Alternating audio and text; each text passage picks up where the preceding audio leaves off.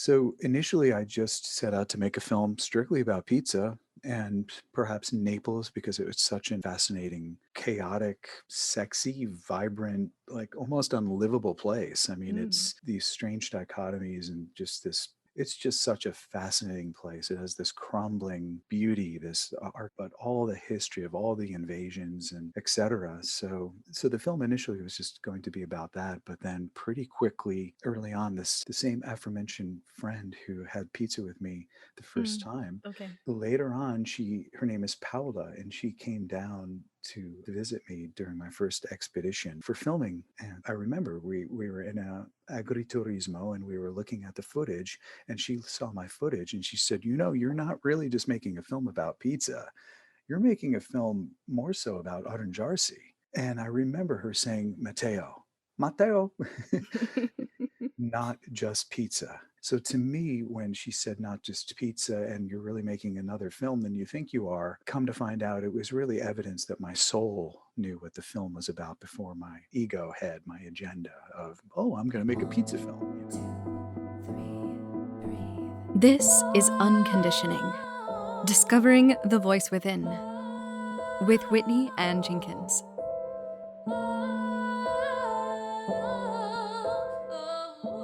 Hello, and welcome to the 7th episode of Unconditioning, Discovering the Voice Within, where I bring on guests and we talk about the inner authentic voice and the rewards and the challenges that come from following it.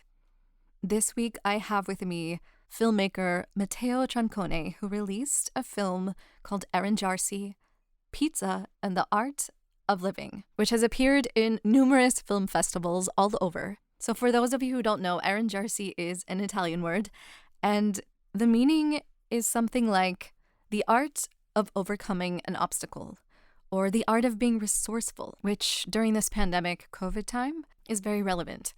Matteo spent 5 years living in his camper van and in a tent in Naples, Italy to make this film.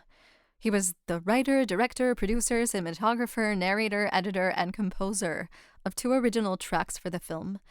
And it took him 8 years to complete this project. So Matteo's passion and love for Italy and pizza, as you'll come to know by listening to this interview, and if you stream his film, you'll find that his passion really shines through and is, in a way, contagious.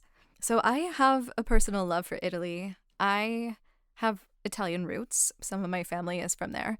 And years ago, when I was living in Los Angeles and I was working on music and I was working with a music producer who ended up wanting to date me, and I was just really frustrated with the inauthenticity that happens sometimes in Los Angeles. And I just wanted to get out and I wanted to get away, and anywhere in the United States was not far enough for me. So I was trying to figure out how I could travel and it wouldn't be so expensive because I didn't have a lot of funds to work with. And so I connected with this family who needed an au pair, and I put all of my sundresses in a suitcase and I took my guitar and I went to Italy and I worked for a family teaching their kids English during the day. And I would play my music in cafes at night. And I completely, head over heels, absolutely, completely fell in love with Italy. It really changed me forever. And so whenever I meet someone who has a connection to Italy or roots to Italy in my life, after that experience, it just sparks something within me. And Matteo is one of those people. I met him through happenstance, which you'll learn as we get into this interview. So I don't want to take any more of your time talking about my deep adoration for Italy because you're going to hear a lot more of it from not just me, but also Matteo. So here is Matteo Troncone. How are you doing? I'm doing good. Yeah, I'm doing good. No complaints. Pandemic's been good for me. As most people would say, as all the healers are doing well with this because they get to be introverted like we are and rest and all of it. So yeah, it's been good for most of the people I know that are healers. I know, I feel like I'm going to have a hard time coming out of my hermit life. Well, who says you have to? You've got a podcast. Sounds like you got it down. I've been taking Italian lessons occasionally. Non ti credo. Con chi? Yeah, with a classical guitarist, a musician friend of mine. Non parlo ancora molto bene Italiano. I'm still pretty rusty. So you were in Italy close to when all the pandemic stuff started, weren't you? I was in Milano, which is right near where the pandemic, the epicenter of it was, 2 days before the outbreak, or at least when they knew of the outbreak. 2 days before I was actually in this near the epicenter. Wow. Yeah. And then I escaped. I escaped, like, I think I was able to escape March 7th or 8th before they locked down the whole country. I have a friend who it was working for a tourism company and out of Florence, and she's been stuck there for a whole year. Whoa. So her Italian's probably really good by now. Probably. Boyfriend, the whole deal at this point. Yeah. Yeah. Yeah, I was there for 3 months and I picked up a lot, so I can imagine a year. From the other Matteo. We don't need to talk about that. We're done with that. I listened to a couple of your podcasts, and I must compliment you. You've done a great job. So Thank you. I really like doing it. It's lighting me up in a way that I really need right now. So hopefully it can help light up other people too. yeah. So just to steer us in the direction we're going, I think the way that I met you was really interesting, intersecting with the theme of your film. Because at the time that I met you, I was kind of being guided in a way, almost like the universe was leaving me breadcrumbs, like a treasure hunt. And so when our mutual friend Carl invited me to go see a movie about pizza, I was like, yes, absolutely. I want to go see a movie about pizza. But then when I got there and I saw the film and I saw what it was really about, and that it was resonating not only with my love for Italy and pizza, but it was really emphasizing the Arrangiarsi of it, which was mirroring my life in a really incredible way. Is Arranjarsic a word? Arrangiarsi, Arrangiarsic. Not, Can we make that a word? yeah, why not? Arrangiarshish. Arrangissimo. How about that? Arrangissimo. Perché no? Well, we're always being guided, and I think our work is to listen to the guidance, because that's perhaps one of our greatest resources that we have besides time, is perhaps our own internal guidance. So the question is whether we listen or not, because it's always there. It's always something to be heeded or heard or tapped into. And you obviously did that night, and pizza, Obviously. yeah, obviously, and pizza sucked you in. So that's my master plan, is to suck Yeah, everyone in to the message of the film through right. pizza. That goes with the LA Times review. The movie's energy, ebullience, vivid scenery, and pizza porn keep us watching, right? So Yeah. there's that So element. I finally could say that I am, in fact, a porn star. My dream has come true. I'm a pizza porn star, apparently. Yeah. Yeah. So because you're so connected with your inner wisdom and guidance system, I'm curious to know when you first discovered and understood that you had that. I think I'm still understanding it as I surrender more and more to it, quite frankly. I think that's really what is happening. As I said, it's always there. It's Hmm. always a voice to be listened to or to be ignored, or oftentimes, I think, with most of us, and I know I can speak for myself, that we all know better. We all have, we do, we all know better, but whether we do better, whether we heed the call, is another story. And in terms of this film, it was a calling, I would say, and your calling is going to keep calling you until you answer, until you pick up the phone. you know, so it kept this particular project, from start to finish, really, including even now with the dissemination of the film, is a practice in listening to my internal guidance, because the internal guidance is really what made the film. And so, how could it not know how to disseminate the film? And in my experience, it has been pretty untraditional. It's a work in progress. There are plenty of times when I have an egoic desire, or I'm trying to force something a certain way. And with this particular project, and a great example would be film festivals. Hmm. um, for quite some time, I wanted this film to be in this particular festival or at this particular place, and that was what my ego wanted. But that doesn't mean that it would serve the film. And when I mean serving the film, it's also, the people, the energy of the people at the festival, the Mm-hmm. people who come to see the films. Will they even be able to receive the message of the film, which is that there's always a way in life and that the obstacle is in fact the path. So it's still a work in progress. However, the more grounded and rooted and centered that I am, the easier it is to feel it. And I think that's the key is as one of your other guests was saying so eloquently, I can't remember her name. She was a sex Mm-hmm. therapist. Yeah, uh, Melissa. Yeah. Melissa, that's correct. She was saying you feel it in the body, and so it's so easy to say, well, this film should be A, B, and C. It should be in this festival. It should go with this distributor because it looks great on paper, and it certainly gets it. It excites the ego. All the bells and whistles and the glamour of the potential of a certain distributor, a certain film festival, whatever. However, if it doesn't feel right in the body, then it's not a good fit. So so the answer is for me is that I can feel it in the body. If I feel a yes, then it's a yes. And I usually say if it's not fuck yes, then the answer is it's either no or it's not yet. It also can be not yet. So you can keep checking back in with yourself the next week or whatever. And sometimes it's just a clear hell no, but to me, I think that's what I've learned is as a rule, if it's not hell yes, then it's no. It's I'll pass. Nice. Have you had mentors in your life to help you access that? Where did you learn to do this? Because I know you say that it's kind of innate in you and you're still learning, but when did you first learn? When did your journey on, I guess, a spiritual kind of journey sense, when did that begin for you? I don't even know, to be honest with you, because I almost don't know any different. Mm-hmm.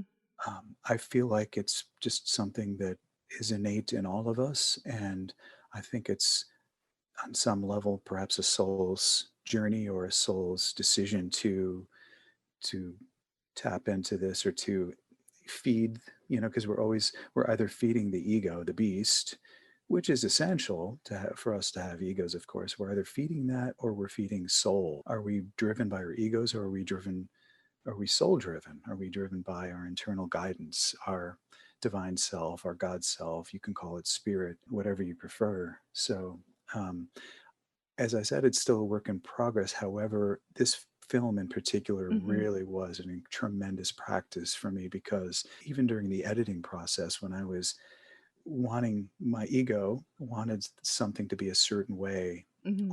or another example is when people outside of myself would say, no, you have to use this narrator, or you have to cut the scene of the dog montage, because in this film I have a 90-second dog montage set to music, which I really really loved, and that was divinely channeled, I would say, or orchestrated in a Mm-hmm. way. It was just, and it turned out to be, in the screenings, it turned out to be one of the more favorite parts of the film. People love it.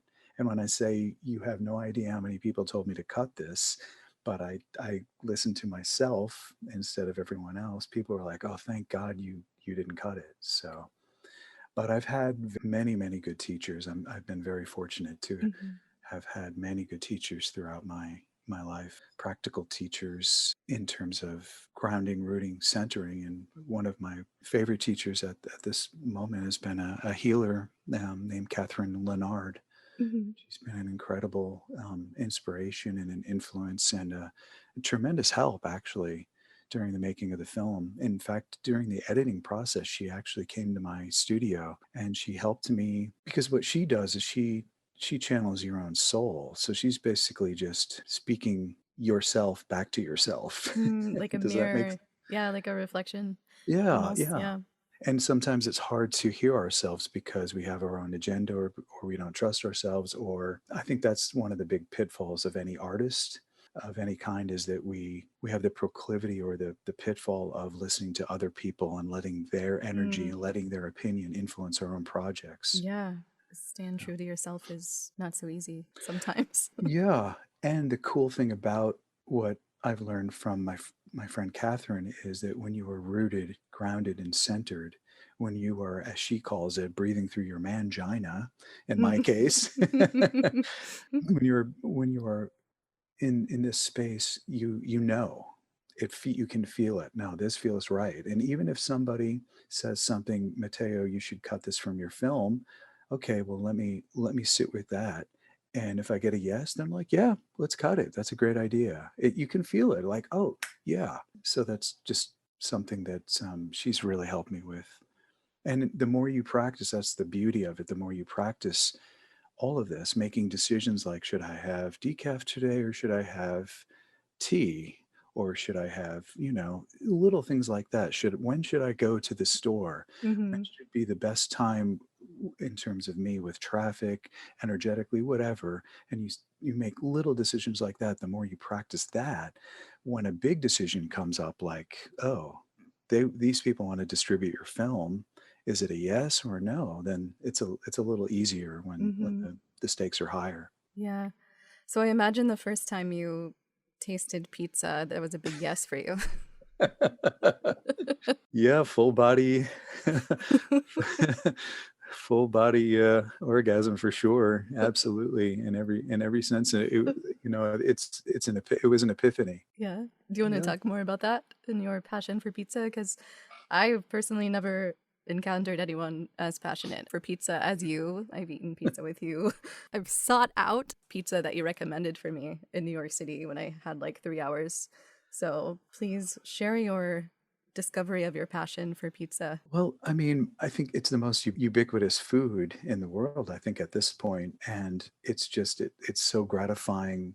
And like they often say, the best pizza that you can eat in the world is the one that you're eating in that moment. It's like, and so I've always, of course, like most people, have really loved pizza, but had never really had anything even remotely close to what I experienced in Naples. So when I experienced that in Naples, it truly was an epiphany. It was a profound discovery, like, what have I been eating my whole life? What have I been Mhm. doing with my whole life when this something so simple, so beautiful, so pure, so fresh, so alive? How could this exist? How do they do this? I don't understand.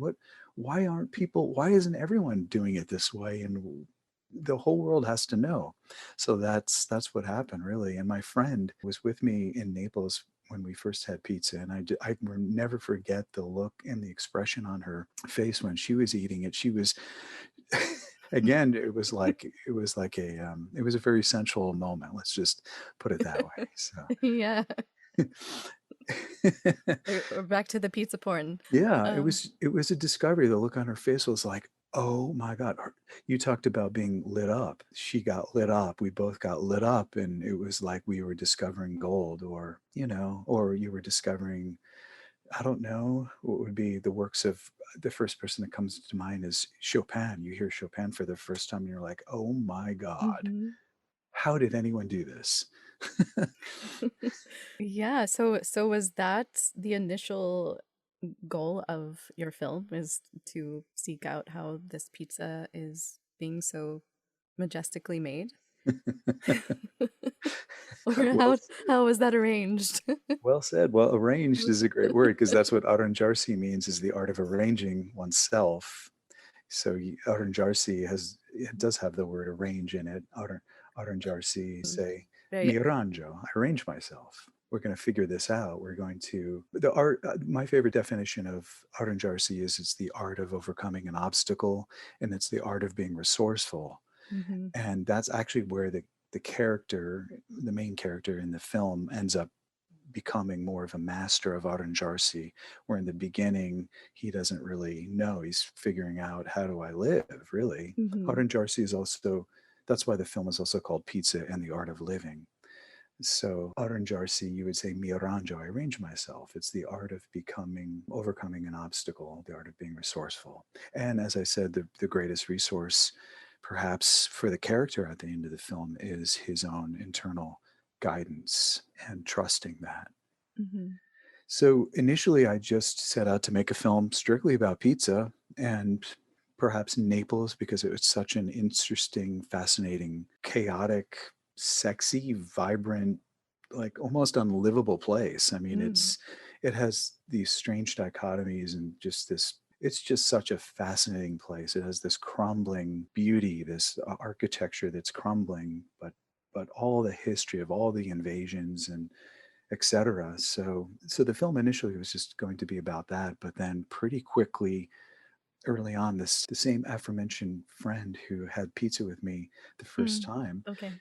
later on, her name is Paula, and she came down to visit me during my first expedition for filming and all the pizza. And I remember we were in a agriturismo and we were looking at the footage, and she saw my footage and she said, "You know, you're not really just making a film about pizza.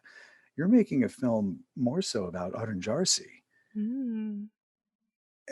And I remember her saying, "Matteo, Matteo," not just pizza.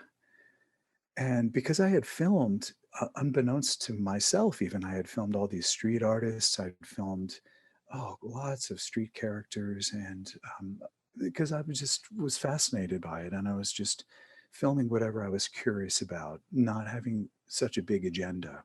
Mhm. So, and since things are digital now, you can get away with burning a lot of film, so to speak. You can shoot, and it's kind of a fishing expedition. So I was just practicing exploring what I was passionate about and what I was curious about. So to me, when she said not just pizza and you're really making another film than you think you are, come to find out it was really evidence that my soul knew what the film was about before my Mhm. ego had my agenda of, oh, I'm going to make a pizza film, you know. Right. Hmm.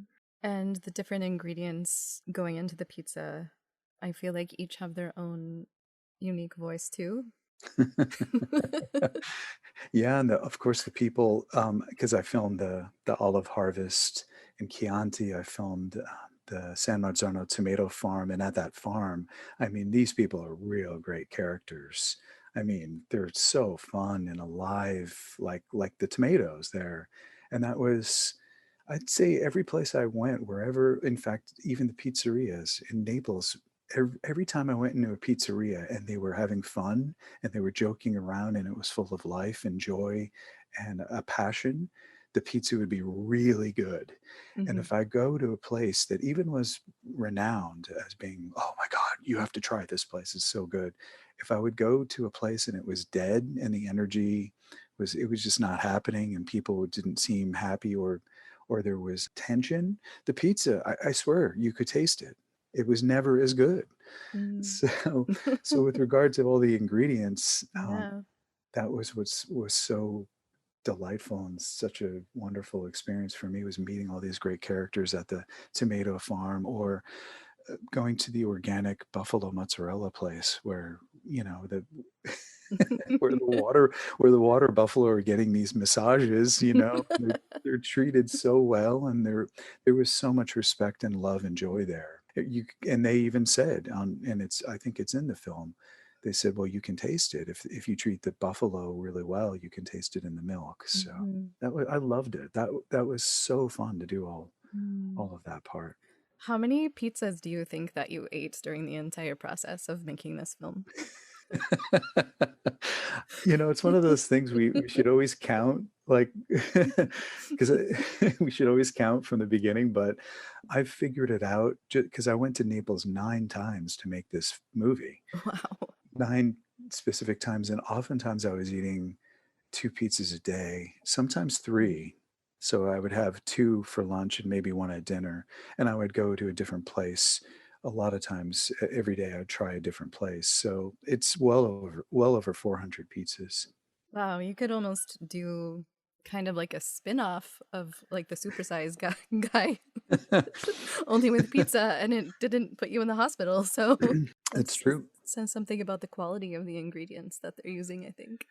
Yeah, and actually, a margherita pizza is actually very light. The way that they make it in Naples is very fresh, and it has just a few very simple ingredients, and it really doesn't have a lot of calories at all. Fresh buffalo mozzarella has a fair, it's has a like an 11% fat content, so there are a lot of calories in that. However, the wheat that they're using, and then the tomatoes, and then the herbs, Mhm. I mean, there's really that's about it. And Yeah, and they don't put preservatives in their food. When I was in Italy, I lost 10 pounds without trying it, even though I ate so much. And I think it's just because everything was so fresh and I was used to the garbage that I was eating in America.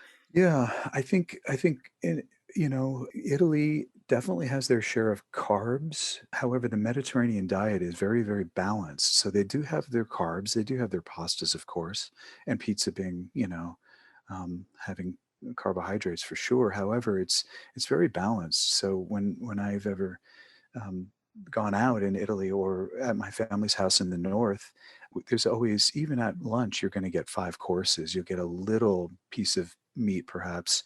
You'll get a soup. You'll definitely get a salad, and you'll also have perhaps a little pasta dish to start out the whole thing. You'll have soup, Mm. pasta, maybe the meat. Then you'll have your salad at the end. So I think it's pretty well balanced. But there's actually the place that I recommended to you when you were in New York, Ribalta. Do you Mhm. remember? Yeah, I remember. Mhm. per, Perhaps one of it's definitely, in my opinion, one of the best Neapolitan pizzerias in the entire country. At least the ones that I've eaten at. There might be others, but I haven't eaten them yet. Ribalta, the man who, who is the head pizzaiolo, he actually wrote a book, The All Pizza Diet. It's I forgot what it's called. Actually, you have to look it up. But he has a whole big diet. It's eating nothing but pizza, and you can actually lose weight. So, I believe that. I'm a testament to that. well, American pizza also, as you know, is heavily. How do I say? It's heavily. Its emphasis is heavily on toppings. Mm, And right. one of the reasons I think is because in a Neapolitan pizza, perhaps the most important basis of the pizza is the pizza crust, the dough. Mm, They call mhm, it the pasta, the mm, paste. mhm, And if you can do that right, then you can most likely make a very good pizza. That's really the key. However, it takes a tremendous amount of skill and training, and you have to have the right oven. You have to have the oven temperature to be right. You have to have the cooking time. I mean, there's so many variables. It's not easy at all. So, what mhm, happened was when pizza was brought over from Naples into New York, primarily, the first pizzeria there in New York, I think in the whole country, is Lombardi in New York. They didn't have a lot of wood for the wood burning oven, and there also a lot of them weren't trained, so they started to use gas ovens. They started to use coal primarily, which is the New York style, became the New York style pizza, and then they used electric ovens, and that really changed the way pizza was being made. And as a result, instead of making something that's very light and tender and fluffy and moist and fresh and is only cooked in 90 seconds maximum, like a Neapolitan pizza, they started using electric ovens. And when you use an electric oven, your cooking time is going to be anywhere from, say, 6 to 10 minutes. And it dries out mhm, the dough, makes it really hard and crusty, and it makes it heavy. And so as a result, my theory, and I think this is probably correct, is that the flavor of the dough was gone and it became kind of a cracker. And so as a result, they started piling on all these toppings to give it some mm, flavor instead of making it a simple artistic way, which takes, again, as I said, an incredible amount of skill and mhm. training and equipment. Yeah, whenever I go to a restaurant, I usually like to order the most basic thing because I feel like if they can't get that right, then there's maybe not so much hope for the other things, which I is kind of a metaphor for a lot of things in life, right? That's true. Yeah, if you can just sit with somebody, I guess, or go on vacation with somebody and get along, then I guess it's probably be a pretty successful relationship. Or I really agree with you. In fact, my two favorite pizzas, my favorite pizza probably is the marinara, because Mm, it's just there's not even any cheese. It's just the marinara was called the marinara because it was a very, very poor pizza. It's the pizza of the sailors, of the mare, of the mm, marinare. So it's just tomatoes. And so if you can make a really good marinara, you are a pizzaiolo, you are a pizza chef. You can make good pizza. Or the margarita again is pretty close. That would just either have buffalo mozzarella or fior di latte. So I'm right there with you. Those are what I order primarily. Yeah. Mhm. And then there's the olive oil, which you did a whole YouTube info session about, which was super informative and I loved, and I shared it with my family. And we went to the store and they were like checking all of the things about the olive oil. I'm training them. Would you like to share anything about the olive oil? How much time do we have?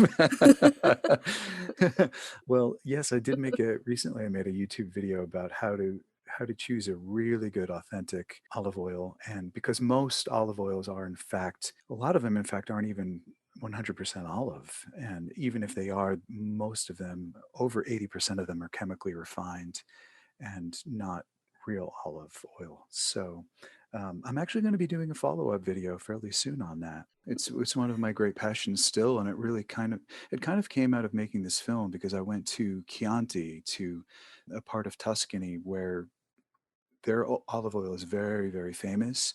In fact, in all of Italy, you can get great olive oil. There's incredible olive oils from each region, from Liguria to the right side to the eastern part of the country in Trieste. I've had incredible olive oils there. Of course, Chianti, Tuscany is very famous for having a more, I would say, balanced oil. Hmm. Liguria in the north is a little bit lighter, so those olive oils go better with fish. The oil that I've had in the eastern part, northeastern part in Trieste, Udine, that's very bitter, which I happen to really love. When you go to Puglia, where the majority of the olive oil in the country is made, it's much stronger, it's much bigger, it's bolder, it's peppery, it's spicy, it can be bitter, but they tend to use a varietal that's more round. And then of course there's Sardinia and Sicily, just amazing oils. So having said all of that, it's very rare that you can even find an olive oil of that high quality in the United States. They do exist, and if you watch the YouTube video, I give specific examples. But Yeah, I'll add that into the link in the show notes so people can just click on it. How about that? cool. Yeah, great. Thank you. One of the things that I learned when I went to Chianti to film the olive harvest is that 82% of all the olive oil in the world, worldwide, all of the olive oil, 82% of it is what they call lamp oil. Lamp oil is an oil that quite likely was olive oil or is still olive oil to start. However, it has been chemically refined, it has been filtered, it has been processed, it has artificial color and artificial flavor injected into it. And the reason why 82% of all the olive oil in the world is lamp oil is because it's very cheap. So there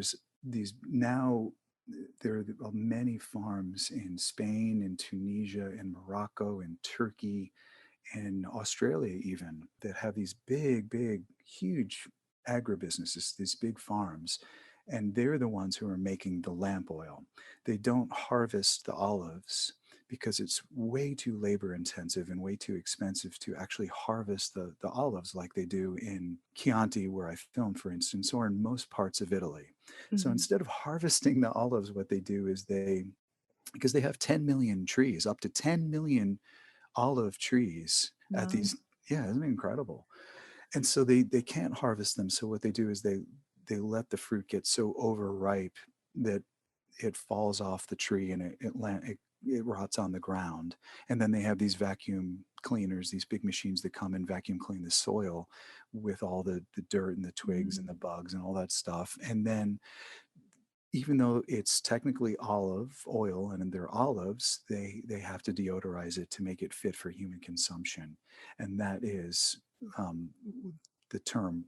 That's where the term lamp oil comes from, because olive oil in Italy and in Greece was initially used to light lamps back in the Roman times and the Greek times. And of course, they weren't harvesting this. Of course, the stuff was rancid because it didn't matter. But this makes up, what I just mentioned makes up over 80% of all the olive oil in the world. So at most supermarkets, especially mainstream supermarkets, you probably can't even get an authentic, real olive oil that hasn't been adulterated or deodorized. It might still be made from olives. It might still be extra virgin, which means that it was the first pressing and then the acidity is lower than 0.8%. But I guarantee you, originally the acidity was not lower than 0.8% to make it extra virgin to qualify it. They had to chemically refine it and alter it to make it fit for human consumption. And that's what lamp oil is. And all the big name brands are by and large are lamp oil. So what I recommend is to seek out, and I do have these recommendations on the YouTube video, and I recommend to seek out an olive oil that has been usually from a small estate, and it'll have a harvest date on it. It'll have a best by date. It'll have an acidity level, which is very important. If you can find an olive oil where it says DOP, that will signify that the olive oil is authentic. So there's a lot of things to look out for, but I would by and large avoid the big name brands because I guarantee you it's just rubbish, quite frankly. Thank you Does for that sharing that. Yeah.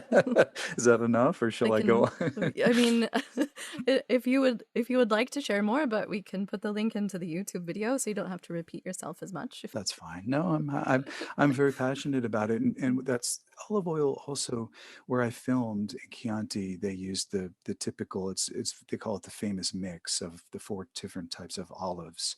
They're the Pandolino, the Moraiolo, the Licino, and the Frantoio. They're four different varietals, and so their oil is very balanced. It's they treat it like a wine, and Mm, I look at olive oil, in fact, that way too, because there's certain dishes where you're going to want a really light oil that's not too spicy and that's, for mhm, instance, when you put it on fish. But there's yeah. other times when it's really nice to have a big bold olive oil from Puglia or whatever. So they all differ, but in terms of lamp oil, you're never going to find anything. It's going to taste hardly like anything.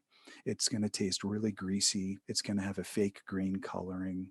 Yeah, it's going to taste greasy and oily. It's not going to Yeah. taste alive. It's not going to be fresh and bitter and spicy and peppery and But not have the like medicinal properties that it contains. completely. Yeah, the Yeah. medicinal, the bitterness and the spiciness and the peppery flavor, and some that is from the tannins, from the antioxidants that are in the oil. You're never going to get that from the lamp oil because the oil is essentially dead. It's been killed. It was rotten to begin with, most likely, and then they had to deodorize it and kill it. So one of the great things about a really small estate oil, and there's ones that you can get at Whole Foods, for instance, Bellucci. I love Bellucci. You can get it at Whole Foods. You can get it at most health food stores. Yeah, They I've are. had that one. Did you like it? Yeah, I loved it. Yay! I'm happy to hear. Yeah. I bought like a couple cases of it because I was made an offer I couldn't refuse.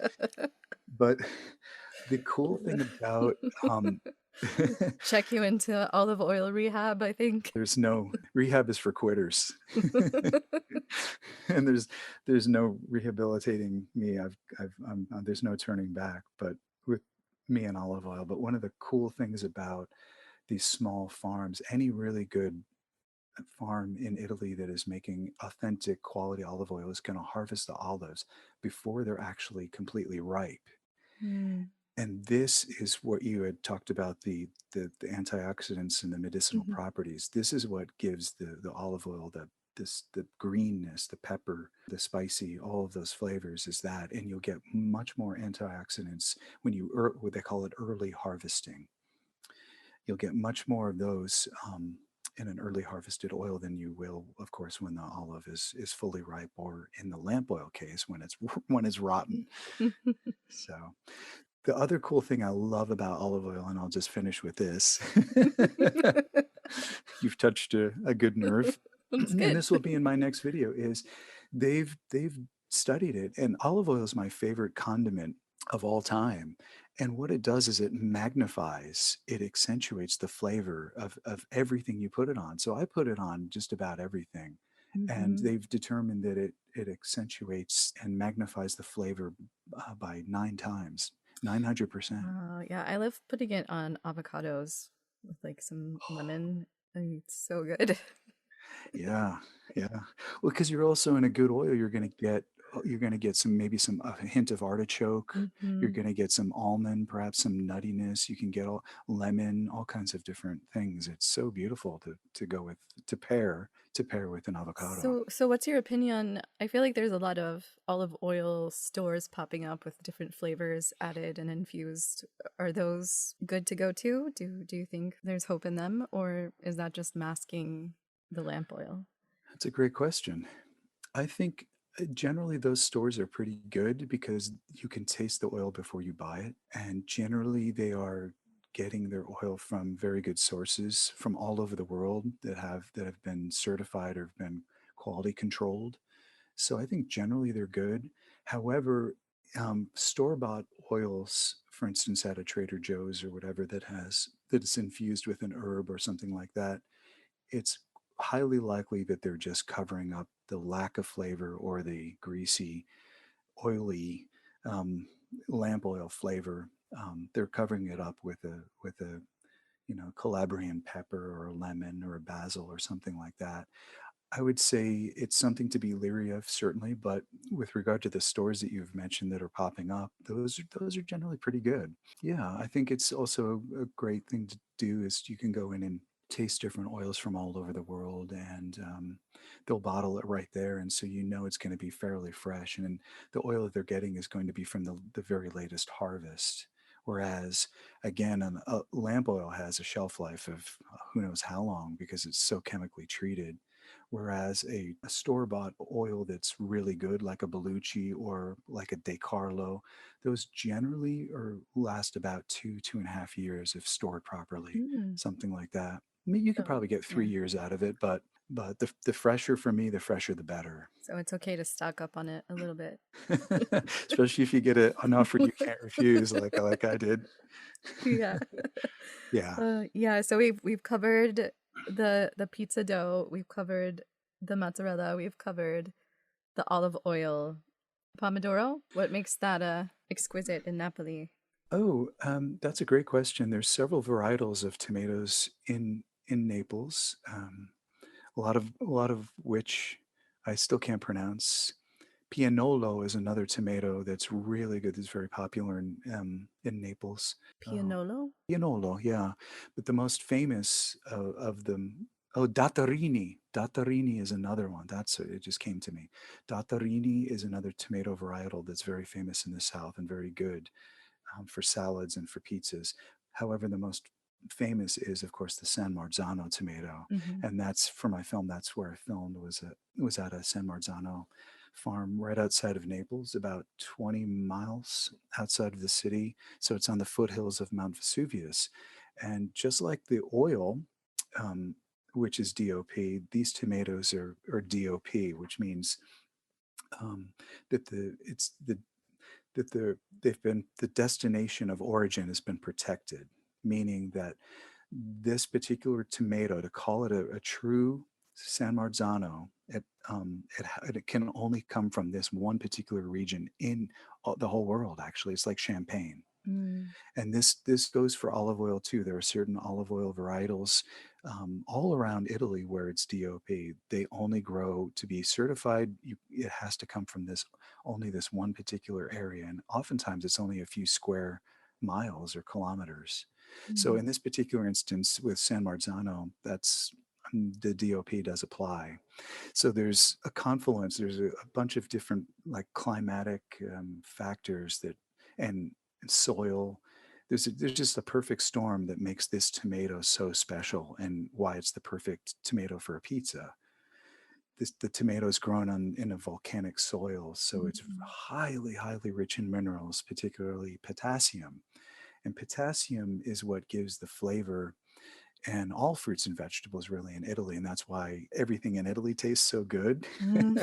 Is Yes. not only the tradition and the skill and all of that and the love that's put into it, but literally most of Italy is volcanic, Hmm. and like the island of Ischia, for instance, like the island of Sicily, those are volcanic islands, and so there's a tremendous amount of potassium in the soil.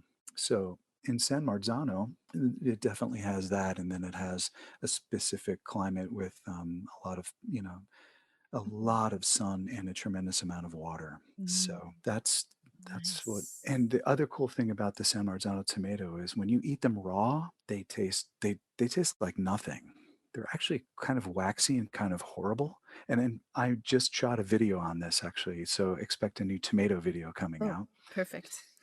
Perfect timing. Yeah, when the San Marzano tomato is raw, it's actually pretty lifeless. It's pretty tasteless. It's not very good. However, as soon as you cook it, there's something magical that happens. It becomes immediately becomes creamy Mm, and very, very sweet and almost kind of rich. So it's perfect since it has a very low acidity level and a very low seed content mhm, compared to other tomatoes. It's perfect for the Neapolitan pizza because the tomato sauce on a Neapolitan pizza is basically crushed raw San Marzano tomatoes with some herbs, and that goes into the oven and is cooked, as I said, at a maximum of 90 seconds. So it only takes 90 seconds in a 900-degree oven for the tomatoes to become very sweet and creamy and rich and incredibly beautiful. So in the video that I just made, I teach everyone how to make a 5-minute sauce. It mm. only takes 5 minutes from fresh San Marzano tomatoes. It's quite easy. 5 minuti. 5 minuti, sì. So speaking of the soil, you have a bunch of ancestral roots in Italy. Yes, yes, all of So my family. so combining that with what we were talking about with feeling things in the body. I know when I was in Italy, I have some family roots there too. When I was there for the first time, like my body responded like it was alive in a way that I'd never felt before. Did you have any experience of being connected to that soil from your ancestral roots while you were there exploring all of these things? That is a really good question. As soon as I arrived in Naples, even for the first time, even before I decided or had the vision, the epiphany of making a film there, I felt a connection to the earth. And it was always explained to me by my friends that I made there of it being because of Naples is it's situated in between two volcanoes. Mhm. And you can easily feel it. As soon as I arrived there, I felt kind of a primal energy. My friends used to say, "Oh, you will find a girlfriend very quickly here because the energy is there, and it's you know that you can feel a very primal vibe." I would say, and so I immediately felt that. And of course, going to all these farms, it was so inspiring to me to see people still connected to the lands, like the crazy tomato farmers in my film. They're living off the earth. They're in the earth. They're dirty, and it was so beautiful to see that. But also, there wasn't a disconnect that I see in other cultures where agribusinesses have taken over. It's so much more, as you know, in Italy. There's so much more. There are many farmers markets, Mhm. and you don't go to a supermarket to get vegetables. You go to the local stand, right? Right. And it's just, or they deliver it every morning. So Yeah, that and felt, you have to eat it right away or it goes bad. Like you can't keep them. The vegetables don't stay longer than a day or two. I learned that the hard way. yeah, and it's kind of cool though because Yeah. if you go into the city center, if you go to your local produce person, you're connecting, you're out in the community, you're making community that way, you're connecting with the farmers, you're making friends, and it's a beautiful Yeah. family, and as opposed to just Mhm. going to a supermarket where this stuff is Mhm. loaded off a truck and you have Yeah. no idea. It's much more mindful eating, I would say. Yeah, it's such a part of their culture and connecting to the land where I stayed, where I ended up staying, which you'll see in the film. I ended up staying, living in a tent at one point for a whole summer at my friend's villa in Naples, high above Naples. And Chiaia, they have a villa, but there wasn't room for me anymore I was gonna say she didn't let you stay there. well, I was staying in the preschool, and then I got kicked out because the kids were in there, and so to keep me connected to the land, they gave me a tent, and so I slept on the land for a whole summer, and on that land in the middle of Naples, in the city, in the middle of, they have groves of lemon trees, and they're growing all kinds of things. So it was just it's almost one of those things where it's so natural and it's such a daily part of one's life there that you don't even have to think about it, about trying to connect to the land. You're just automatically connected to it. But as I said, you can feel the energy of the volcanoes, and it kind of feeds into every bit of everyone's character and behavior, for better or for worse. That makes so much more sense, my experiences in Italy now. Well, I don't know how, I don't you might have to edit this part out, but my friend Andrea was like, "Oh, yeah, the volcano is speaking to you. Oh, you can feel it, you can feel this vibe, and it's why everybody is always, making love and all of that." So, Mhm. Why would I have to edit that out? I don't know. Yeah. Yeah, but it's a very palpable primal energy that you can feel. Mhm. It's like a throbbing volcano. You're Yep. in between two of them. Oh, the volcano has a voice, the land has a voice, the pizza has a voice and wisdom to it. Yeah, and we have our own voice, and Very pure, yeah. yeah, and to be thrust in thrust into and thrust into that environment, I find whenever I go into a chaotic urban environment like in Naples or even a Los Angeles, there's a part of me that it forces myself to listen even more to my divine self, or to my, how do I put it, my internal guidance, Mhm, because it is such an extreme area. You're being overloaded, sensory overload, and it's such an extreme situation that by survival you have to go in, mhm. because if you go outwardly, if you're not gonna survive, Right. metaphorically or literally, Yeah. Yeah, speaking of, if your inner voice was able to speak outwardly, what would it say? I am Mm. I am you. Yeah. Yeah. I am I am you. You are me. But listen and trust is a good one. Yeah. Yeah, what advice could you give someone in learning to trust? Well, I think what I alluded to earlier is when we, and this is what I've been taught, really. I mean, I just feel like I've had really good teachers, and I want to honor them all. And what I was alluding to earlier was when we start to make decisions based on our intuition, even if it doesn't make sense in the midst of it, and it ends up being a miracle or something magic happens. If we start listening to that and have quote unquote success, or you have an outcome that was unexpected and even desirable and welcome, then the more we can build up little, use that as a practice and build up little examples on an everyday level. Like, as I Mhm, mentioned, when do I go to the post office? Should I go at this time? No. Should I go at this time? Yes, this would be a good time. The more you can build up the muscle, so to speak, in the practice of doing that, the easier it will become, and the more fruitful, more in your calling, more in your divine, the more you will be divinely guided. mhm. Clearly, it's like a muscle. It's a practice. It's like anything. Yeah. So that's how I feel about it. But Beautiful. and it, as I said, feeling, you can feel, just like when you go into you go into a place and you're like, oh, this feels funky, or this doesn't feel good to me. So what the ego does is it immediately judges something as good Mhm. or bad, but really, in truth, there's nothing that's good or bad. It's just, is it in alignment or is it not? Is it Yeah. resonant or is it disresonant? And so Yeah. the more we practice honoring what's true for us, what's resonant, the easier it becomes, and then the smoother life becomes. Yeah. Yeah.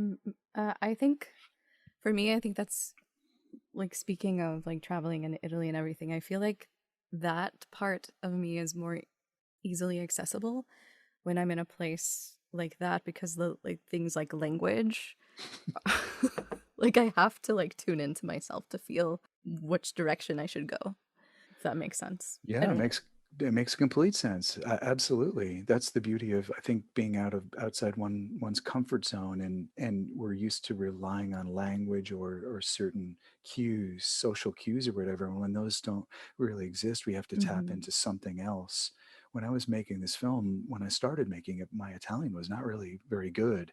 And I would be interviewing people and people would be like, like, oh my God. But I was forced to use my intuition, and whether I understood every single word or not, I always knew that if the interview was going well, if I had gold, I could feel it. It Mm-hmm. was clear. It's like, oh my God, this is gold. This is going to, I knew it was going to be in the film. And I had about 110, I don't know, maybe 120 hours of footage that was whittled down to a 90-minute film. But interviewing all these people and shooting all this stuff, you just know you Mm-hmm. can feel it. And one of the examples that I love is of listening to my intuition when it never made any sense was I was filming in Naples. They have a ceremony called the Festival of San Gennaro. Mm. I don't know. Have you heard about this one? I feel like I have, but you can explain it. San Gennaro is the patron saint of Naples. And to make a long story short, if it's possible at this point, he was beheaded. Oh. I don't know. I think in like 600 or something like that, 600 AD. And when he was beheaded, they took some of his blood from the scene of the crime and they kept it in these vials. And then they separated the blood vials from his body and went on their business. And about, I think, 600 years later, they reunited his body, his remains of his body in his tomb with the blood vials. And when they reunited the blood with his physical body, what was left of it, the bones, the blood liquefied.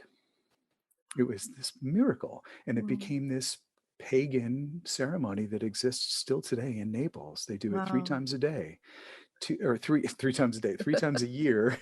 And I filmed this actually for my film, Mm. and it took me 3 times to get it right.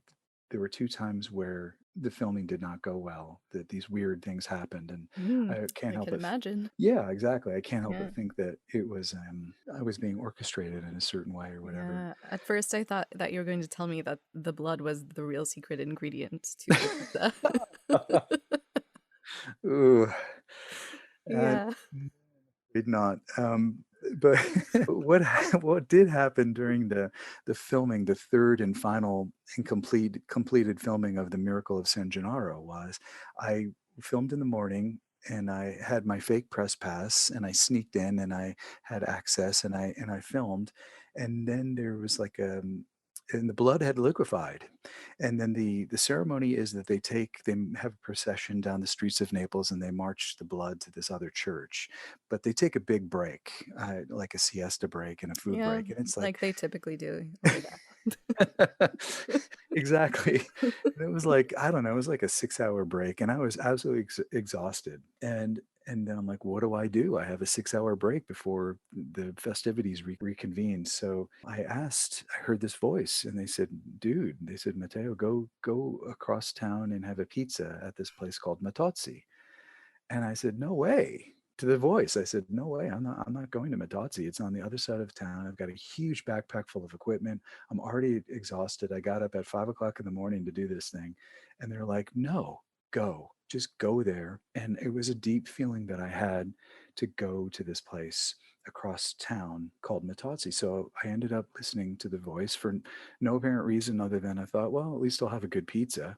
And it was this intuition that I had. Mhm. So I went to the pizzeria and they weren't open at, Mm. at that point. So I had to wait outside. And I was waiting about 20 minutes, and out next door to the pizzeria, out comes the shopkeeper. And there's a tailor shop. And out comes this very elegantly dressed man. And he comes outside and he sees me waiting. And I see him. And I just immediately just blurted out because he was so elegantly beautifully dressed. I said, you are lei molto elegante oggi. You are very beautiful today." And he said, "Well, if you'd like to look like me, come inside my shop."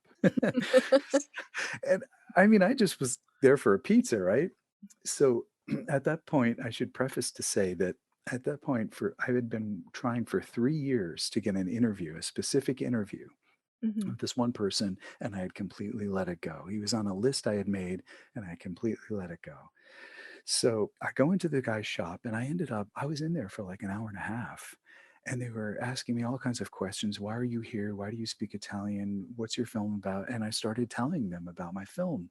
And they said to me, "Oh my God, this sounds so fantastic. Do you happen to know of the author Pino Aprile?"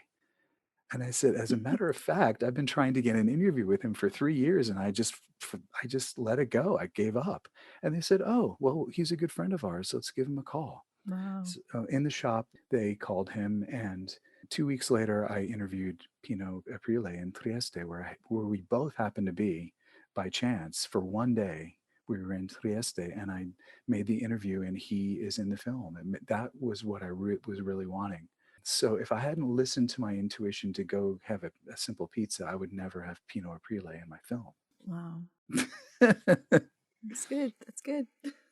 So I think a lot of times the feeling of yesness doesn't necessarily make sense. And I guess if you've asked me for advice, I would say don't try to make sense of it. Just honor the Mm. yes Mm-hmm. and know if it's a yes, you'll be in good hands. And if it's a no, then it's good to honor the not yes, as they say. The not yet. Or the not yet. Well said. Yeah. Fantastic. So, where can people view your film that you've been talking so eloquently about? Well, thank you for asking. Right now, as a matter of fact, I just put it online on my own streaming on my own site. Fantastic. And I've been selling DVDs for quite some time. And recently just have it streaming on my own website, which is pizzaandtheartofliving.com or arrangiarsifilm.com. And I'm in the midst of actually changing the way the film is streamed. Right now there's a nominal charge for it. But what I've actually been called to do is the film is being offered as an offering by donation, or as I call it, pay what you feel, pay what Mm-hmm. you want, pay what you feel, on a donation basis. Yeah. So I'm on the midst of changing it to that, but right now it is a nominal fee, and you can stream the whole thing. So I yeah. highly recommend the film to everyone listening and not listening.